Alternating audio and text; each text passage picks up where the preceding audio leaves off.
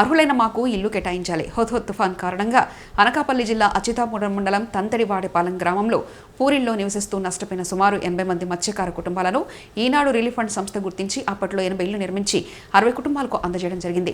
కొన్ని రోజుల క్రితం మిగిలిన 20 ఇళ్లను రాజకీయ నాయకులు తమకు నచ్చిన వారికి ఇవ్వడం జరిగిందని, మొదటి జాబితాలో ఉన్న మా పేర్లు లేకుండా చూశారని, ఒక ఇంటికి ఒక ఇల్లు కేటాయించాలని నిబంధన ఉన్నప్పటికీ ఒక కుటుంబానికి 3 ఇళ్లు ఇచ్చారని ఈనాడు రిలీఫ్ ఫండ్ సంస్థ స్పందించి అర్హులైన ఇల్లు కేటాయించే విధంగా చర్యలు తీసుకోవాలని స్థానికులు కోరారు.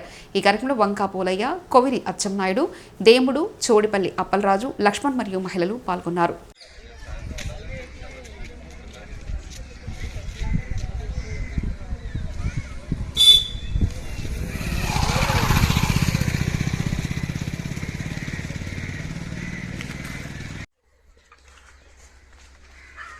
అప్పుడు పడిపోయిన కమలు వేసుకున్నాం కానీ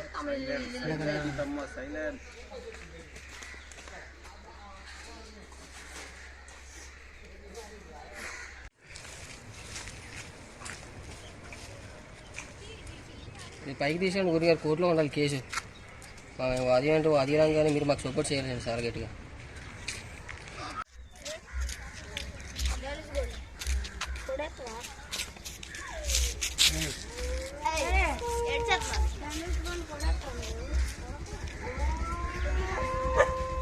ఇల్లులు ఇచ్చేసారు. ఈనాడు రిలీఫ్ ఫండ్ ద్వారా ఇచ్చిన ఇల్లులు, ఈనాడు రిలీఫ్ ఫండ్ ద్వారా వచ్చిన ఇల్లులు, ఈనాడు రిలీఫ్ ఫండ్ ద్వారా ఇచ్చిన ఇల్లులు, ఈనాడు రిలీఫ్ ఫండ్ ద్వారా ఇచ్చిన ఇల్లులు. హుద్హుద్ తుఫాను కారణంగా తంతడివాడపాలెంలో ఈనాడు రిలీఫ్ ఫండ్ వారు 80 ఇల్లులు నిర్మించడం జరిగింది.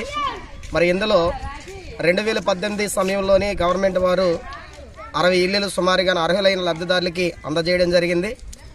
రిమైనింగ్ మిగిలిన 20 ఇల్లులను కూడా అర్హులైన వాళ్ళకి ఇవ్వకుండా అప్పటి నుంచి ఇప్పటి వరకు కూడా అనర్హులకి ఇద్దామనే ఉద్దేశంతోనే కొందరు గ్రామ పెద్దలు దాన్ని నిర్వీర్యం చేస్తూ ఇప్పటి వరకు వదిలేశారు. మరలా అదే కేటగిరీ వైజ్గా అనర్హులని మాత్రమే సెలెక్ట్ చేసుకొని ఇల్లులు పనిచేసుకున్నారు. అర్హులైన వాళ్ళకి ఇవ్వకుండా, కమలీలకు ఒక ప్రకారంగా ఇవ్వకుండా, అర్హులకు కూడా ఇవ్వకుండా వాళ్ళ ఇష్టాన్ని రాజ్యంగా పంచుకున్నారు. సో తద్వారా మీరందరూ కూడా దీని పరిష్కార మార్గంగా తీసుకోవాల్సిందిగా కోరుచున్నాం.